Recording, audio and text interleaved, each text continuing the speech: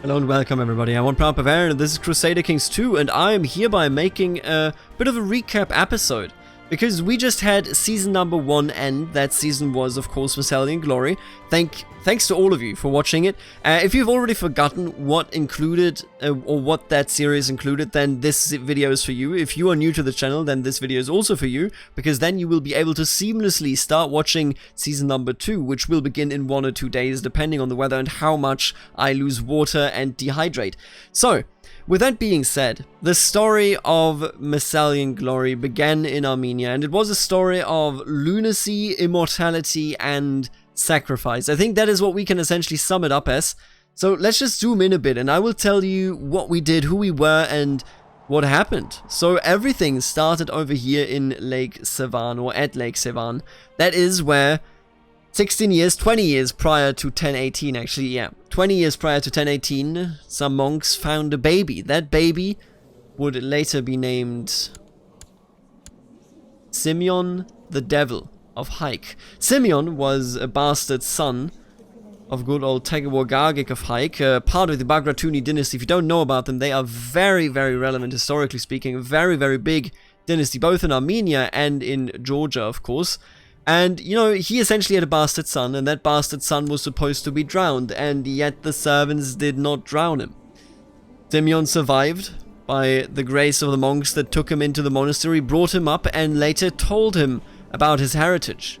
When he was told about his heritage, when he was 16, he went insane, and only 4 years after, he was able to actually take the reins into his own hands over the territory that was under the control of the monks, or at least, you know, very close to it. So he took care of Kachin, and let me actually take a look at how many years it took him. So in 1018 he took over, and in 1032 he conquered the kingdom of Hayk as a claimant after his father had passed away in 1019, only 1 year after the beginning of the entire game here.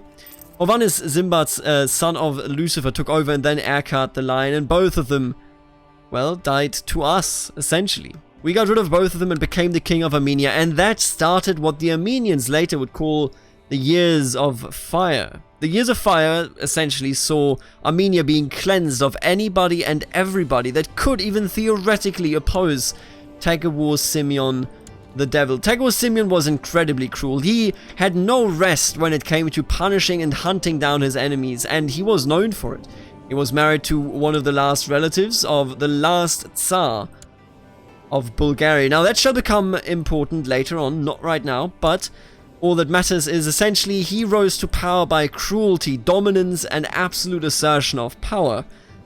And during his last years of his reign in good old Armenia, before he passed away in his sleep in 1054, the Seljuks also showed up. At least I believe that is the time frame in which they did show up. Let me just quickly take a look at this. He founded it in 1038, he conquered it, so he existed earlier. Wait, you held Al Jazeera? Did you know?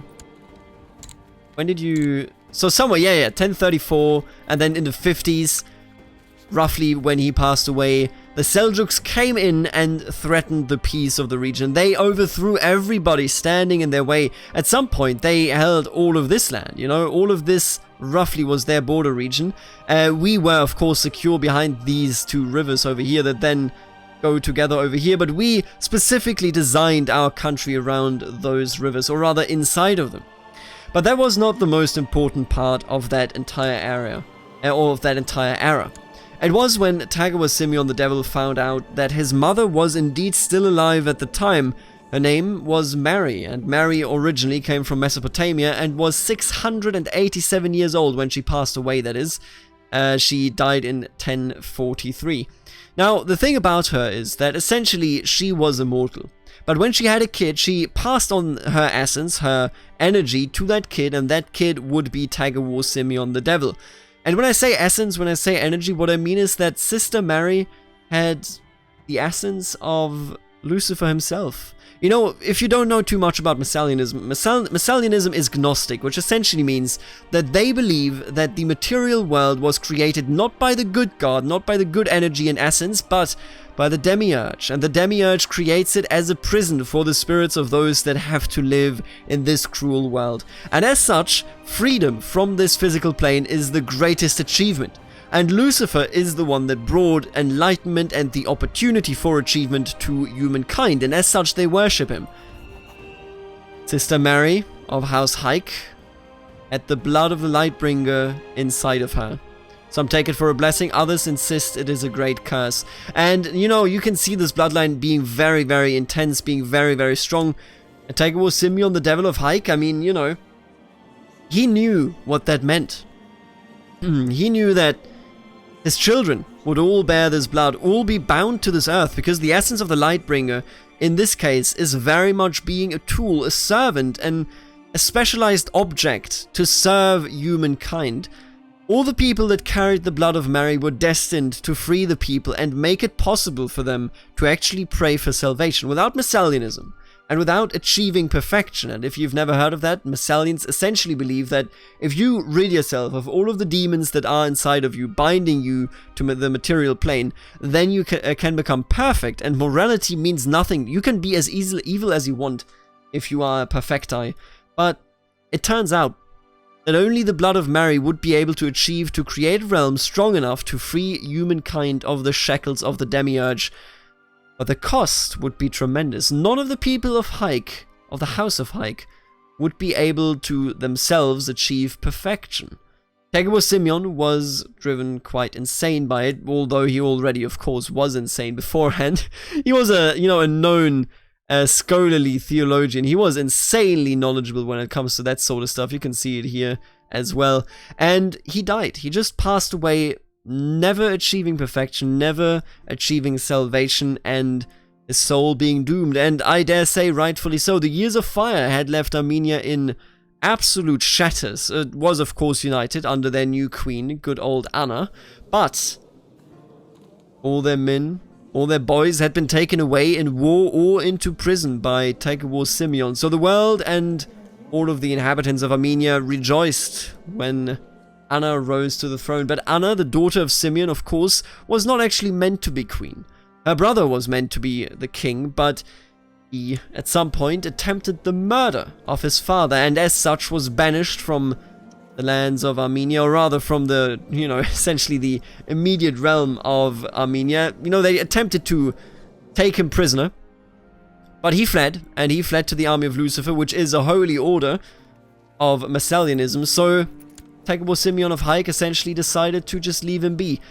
When Anna took over, there was no debate about essentially her brother never being the ruler. He did attempt a rebellion. I remember, essentially striking that down, but he lost. And she was the unanimously recognized ruler of all of Hayk, of all of Hayastan.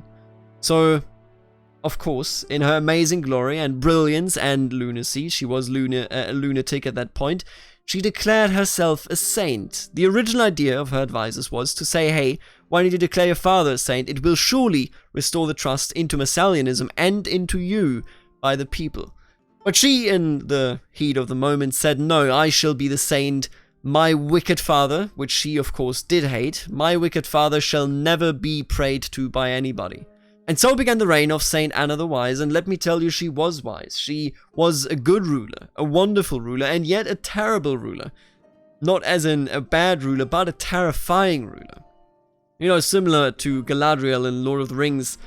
Beautiful and terrible. She ruled with an iron fist, never unfair, but never one to be known for her overreach in kindness. She was always very result-oriented, as an ambitious person as she was. She went out of her way to make it clear that she would not expect anybody to even say a word against any of the proposals that she would make. And as such, she was a very strong ruler, She fought back the Seljuks together with her sons, who is now known as Patriarch Yohanan, but was back in the day known as Adelphius, and Ishkan Ashot. She went out of her way to essentially, push further south. They barely ever even touched ground on Sakartvelo. I think we had one war maybe, but other than that, nothing over there happened because Sakartvelo just had to deal with all the horses that came from the north with the Chelvia dynasty. But we oriented ourselves south, and one of those wars, one of those big expansive wars, was the war for Gilan. And Gilan was a war against very strong Seljuk enemies and all of the Sunni allies that they had slowly but surely gathered. 17,000 on their side, 7,000 on ours. And yet we won that war. And it was only due to Adelphius, this man, who has now, renamed himself. In the Battle of Gilan, he went in. It was all doomed, or at least it appeared to be doomed. 17,000 against 7,000, and he captured the Shahan Shah. Indeed, he captured the lord of all the Seljuks and won the war for his mother. His mother, of course, was very thankful, but what she would hear afterwards essentially changed everything. Their entire outlook on both life and her entire family, so also Adelphius.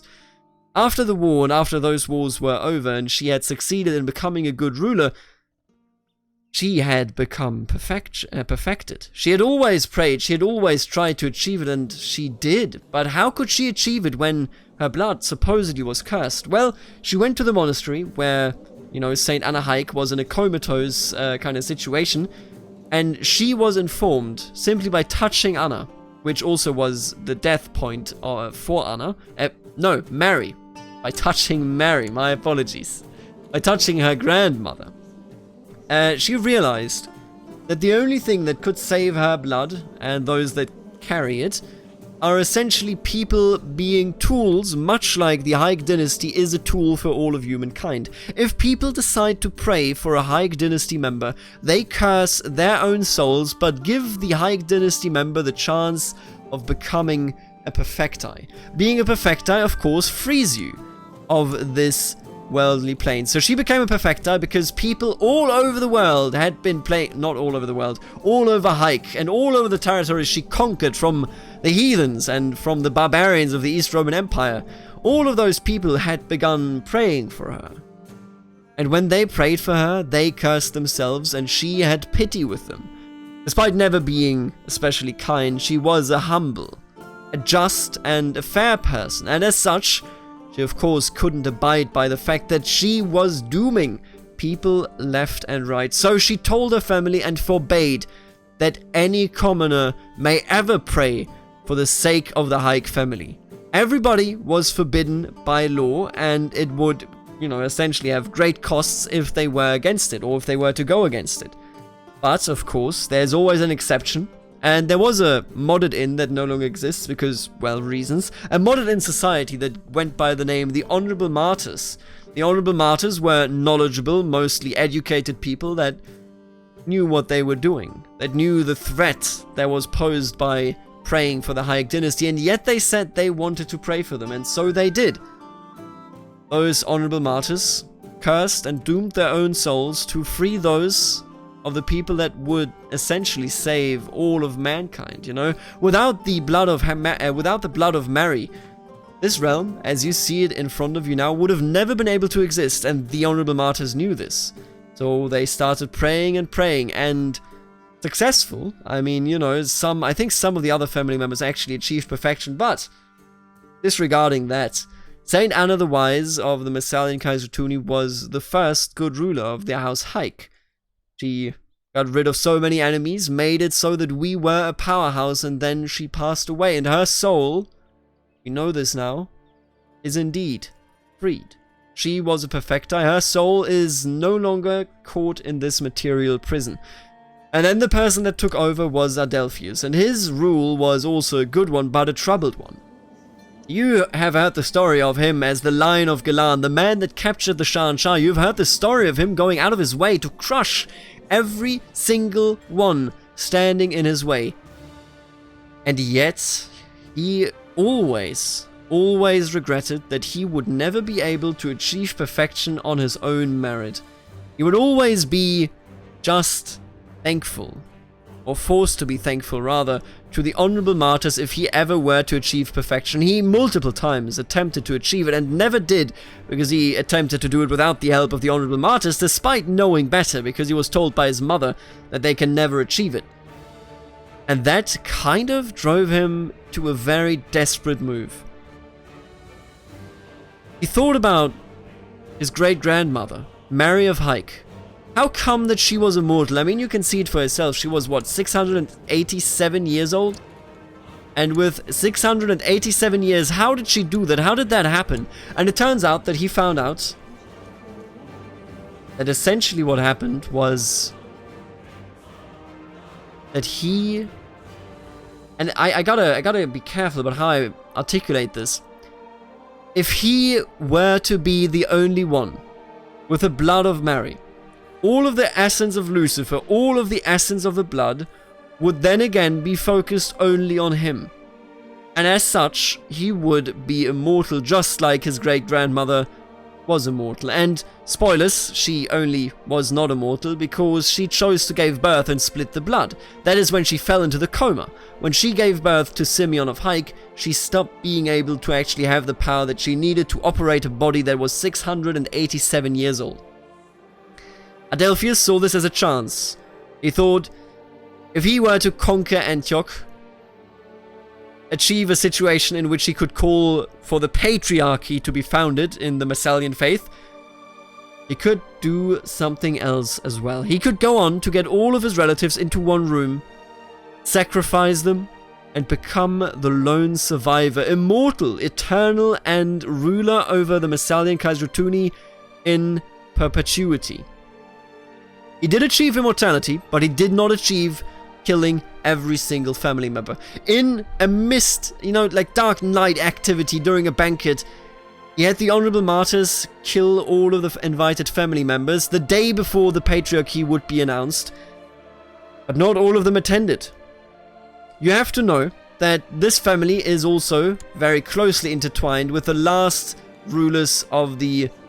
There they are, of the Bulgarian Empire. The last Tsar was the father of the of the grandmother of Adelphius. There it is. He was the father of the grandmother of Adelphius, and as such, Bulgarians and the Bulgarian band and the Bulgarian company, so essentially the guards of the Bulgarian Tsars, gathered around and served. They served the Hayk dynasty. They served, Armenia. But they didn't want to serve what Adelphius was beginning there.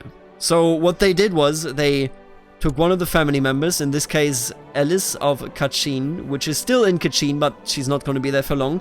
They took Alice away and brought her to the west, quickly crossing the border and hoping to be safe from the wrath of Adelphius. Adelphius in the meantime slaughtered his relatives, noticed that he wasn't immortal, and found a solution.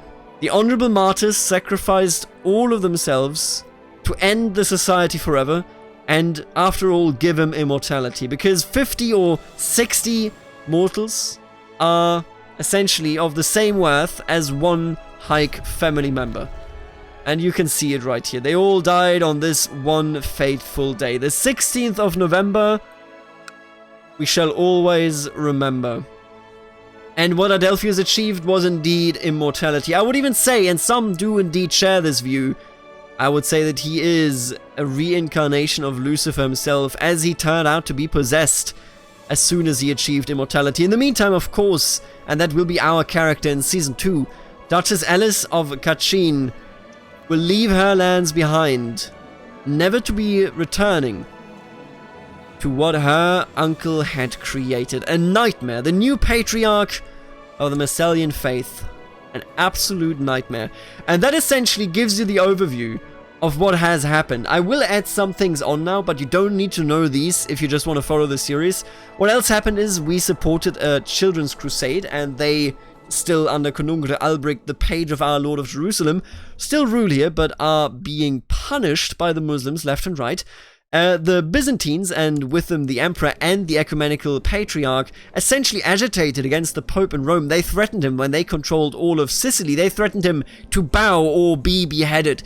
They threatened him, declaring him a heathen, somebody that was a devil worshipper, and of course instead he declared them heathens and devil worshippers and blasphemous, and he called for the protection of the Pope, for the protection of the eternal city under Saint Peter, and all of the Christians came. They freed Sicily, and the Byzantines splintered, still not truly holding on to all of their power, even years after this splintering has happened, but they restored at least some land over here in Asia Minor, whereas the European part is still fairly independent. They are drifting away, and if the emperor in Constantinople doesn't look out, he might go without this territory before long. Other than that, the Christians and Muslims have fought valiantly over here in Iberia. Alziri as a dynasty has been very, very strong. France is in some inheritance shenanigans. Wales, very, very strong. I gave them the lucky ruler trait somewhere in the last season, in the Messalian glory season. And other than that, nothing too interesting there. The last very interesting part, in my opinion, or rather two interesting parts, is this rebellion against the Seljuks will win, because they already have 80% going, and they are fighting for the claim. Wait, no, not of you. Wait a minute. I wish they were fighting for the actual Caliph, but they aren't. They are fighting for... I think it's Toktekin, right? Pretty sure. Yeah, I think it's Toktekin. Wait, no, he's a Seljuk. Wait a minute. Let me just take a look here. Ah, Toktamish. That's almost the same name. They are fighting for Toktamish, so the Abbasids are coming back. They are returning. And they are returning maybe for good, but we'll see about how that goes. The Seljuks appear to be at their wits' end. And then the other funny thing is this. An Oghuz adventurer has conquered Estonia. He has also made several people his tributaries. I think it's these two here, actually.